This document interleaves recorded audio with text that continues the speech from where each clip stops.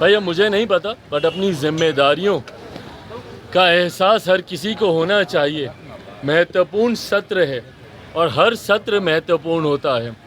ऐसे में विपक्ष के नेता की भूमिका और ज़्यादा महत्वपूर्ण हो जाती है। आप कोई साधारण विधायक नहीं ना हैं, आप एक संवैधानिक पद पर हैं और आपके पद की गंभीरता बढ़ती है जब आप विपक्ष के नेता की भूमिका में होते हैं। ऐसे में उसको गंभीरता से लेना ज़रूरी है। मुझे नहीं पता कि वो क्यों विधानसभा से गायब थे, पर कारण जो भी हो इसको भी उतना ही महत्व देना चाहिए। एक सवाल है कि कांग्रेस की विधायिका है, उन्होंने सवाल खड़ा किया है कि रामगढ़ में बिहार के लोग मुखिया क्यों बनते हैं? डेमोग्राफी चेंज करने सवाल है। क्या चीज़? रामगढ़ में बिहार के लोग आकर मुखिया क्यों बनते हैं? बिहार वहाँ पे रामगढ़ में बिहार के लोग मुखिया क्यों बनते हैं आके? क्या मतलब? कांग्रेस की नेत्री है, उन्होंने झारखंड के सवाल किया कि झारखंड में आके क्यों आके बिहार के लोग आके मुखिया बनते हैं? देखिए, ये क्षेत्रवाद फैलाने का प्रयास विपक्ष के नेताओं के द्वारा से समय समय पर होता रहा है। कभी जाति के आधार पर, कभी धर्म के आधार पर, कभी क्षेत्र के आधार पर। मुझे खुशी है इस बात की, बिहारियों में इतना सामर्थ्य है। आप सबसे बड़े पदों से लेकर एक मजदूर की श्रेणी में भी आप देखिएगा तो देश के हर राज्य में एक महत्वपूर्ण भूमिका बिहारी निभाते हैं। आप बड़े बड़े बिजनेस हाउसेस में चले जाइए, वहाँ पर आपको बिहारी मिलेंगे। बड़े बड़े मीडिया हाउसेस में आप चले जाइए, बड़े बड़े पदों पर वहाँ पर आपको बिहारी मिलेंगे। कहने की ज़रूरत नहीं है, सबसे ज़्यादा IAS IPS ऑफिसर्स हमारे बिहार से आते हैं। बड़े बड़े अधिकारियों के पद पर विभिन्न राज्यों में, कल नीति आयोग की बैठक में हम मौजूद, वहाँ पर भी कई ऐसे बड़े अधिकारी जो विभिन्न राज्यों में बड़े पद पर हैं, उन्होंने भी आकर जब अपना परिचय दिया तो उन्होंने बताया कि वो भी बिहार से हैं। और वहीं एक ऐसा बड़ा तबका भी बिहारियों का है जो विभिन्न राज्यों में जाकर मजदूरी का काम करते हैं और उस राज्य की अर्थव्यवस्था को गति देने का काम करते हैं। ऐसे में मुझे गर्व होता है एक बिहारी होने के नाते कि बिहारी इतने सक्षम हैं जो आज देश के अलग अलग कोने में भी अपना झंडा बुलंदी से वो फहराने का काम कर रहे हैं। पर जो लोग ऐसी टिप्पणी करते हैं वो लोग सिर्फ क्षेत्रवाद के आधार पर बांटने की साजिश करते हैं। मैं मानता हूँ भारत सिर्फ भारतीयों का है और भारतीयों को ये संवैधानिक अधिकार है कि देश के किसी भी कोने में जाकर वो कार्य कर सकते हैं। धन्यवाद। नीति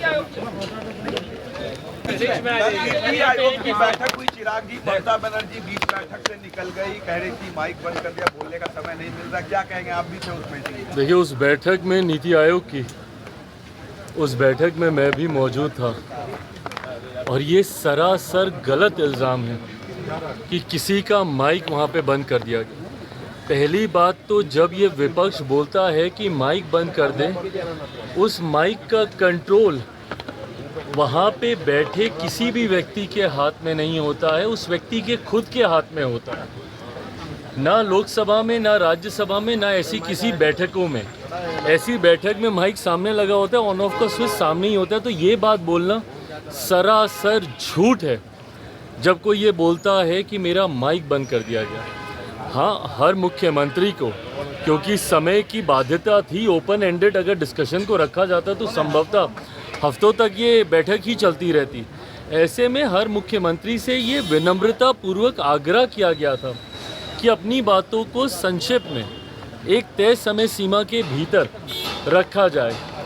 जब वो समय सीमा पूरी हुई, सिर्फ एक रिमाइंडर के तौर पर उनको ज़रूर, जैसे तमाम मुख्यमंत्री को दोबारा से नोटिफाई किया गया कि भाई आपका समय समाप्त हो रहा है, इस तरीके से। बट उसके बाद जिस तरीके से बंगाल की मुख्यमंत्री ममता बनर्जी जी एकदम से उत्तेजित होकर उस बैठक को बीच में ही छोड़कर चली गई, मुझे लगता है ये आचरण गलत है।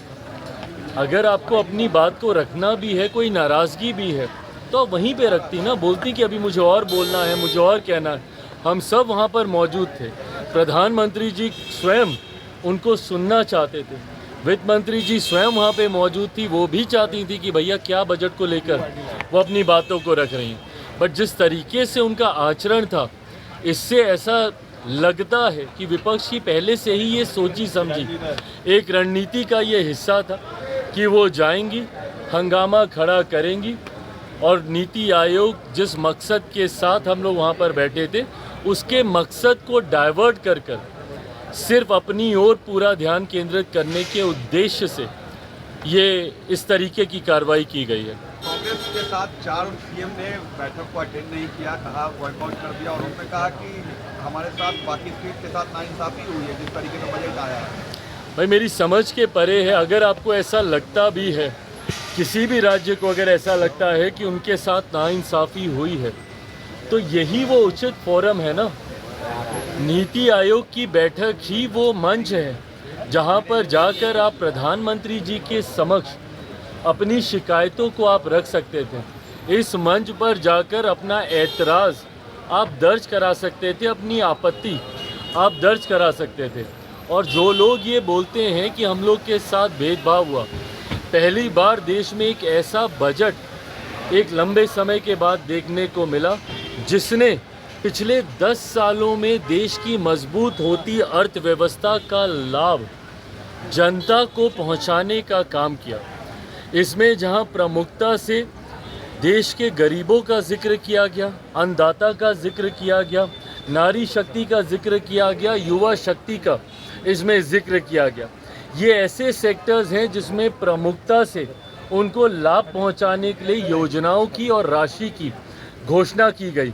जो राज्य कहते हैं कि उनके साथ अनदेखी हुई, क्या उनके राज्य में गरीब नहीं है? क्या उनके राज्य में महिलाएं नहीं हैं? क्या उनके राज्य में किसान नहीं हैं? क्या उनके राज्य में गरीब वर्ग से आने वाले युवा हों, महिलाएं हों, किसान हों, क्या ये लोग नहीं हैं? तो सिर्फ राजनीतिक हंगामा करने के लिए, और मैं दावे के साथ कहता हूँ कि भाई ये लोग पिछले बजट भी निकाल कर दिखाएं कि किस किस राज्य को कितना कितना आवंटन किया गया है जब सरकार कांग्रेस के नेतृत्व में चल रही थी।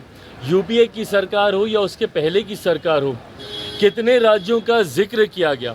और मुझे ताज्जुब तो सबसे ज़्यादा राजद और कांग्रेस पर होता है। क्या राजद को खुशी नहीं होनी चाहिए कि भैया बिहार को एक बड़ी राशि आवंटित की गई है, इंफ्रास्ट्रक्चर डेवलपमेंट को लेकर हो, यहाँ पर सड़क को लेकर हो, पुल के निर्माण को लेकर हो। बिहार की सबसे बड़ी समस्या बाढ़, जिसका जिक्र हमेशा मैंने बिहार फर्स्ट, बिहारी फर्स्ट के माध्यम से मैंने किया।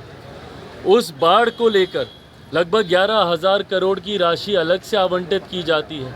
ऊर्जा को लेकर अलग से राशि आवंटित की जाती है। इंफ्रास्ट्रक्चर को लेकर राज्य में अलग से राशि आवंटित की जाती है। तो भैया अगर बिहार जैसा राज्य, जिसके लिए लंबे समय से हम लोग भी मांग करते थे भैया कि बिहार को विशेष राज्य का दर्जा मिलना चाहिए, बट स्पेशल कैटेगरी स्टेटस जब तक नहीं मिलता है, ये मांग भी हम लोग की थी कि बिहार को एक स्पेशल पैकेज मिलना चाहिए। आज मैं धन्यवाद करूंगा माननीय वित्त मंत्री जी का, और विशेष तौर पर मैं धन्यवाद करूंगा मेरे प्रधानमंत्री आदरणीय नरेंद्र मोदी जी का। मैं अपनी तरफ से, अपनी पार्टी लोक जनशक्ति पार्टी रामविलास की तरफ से प्रधानमंत्री जी और वित्त मंत्री जी का धन्यवाद करूंगा कि एक लंबे समय से जो बिहार और बिहारियों की मांग थी, उस मांग को सुना गया है, उस मांग को पूरा किया गया है। अगर इस पर भी अगर राजद और कांग्रेस को अगर ऐतराज़ है, तो ये वही लोग हैं जो कतई बिहार का विकास नहीं चाहते हैं।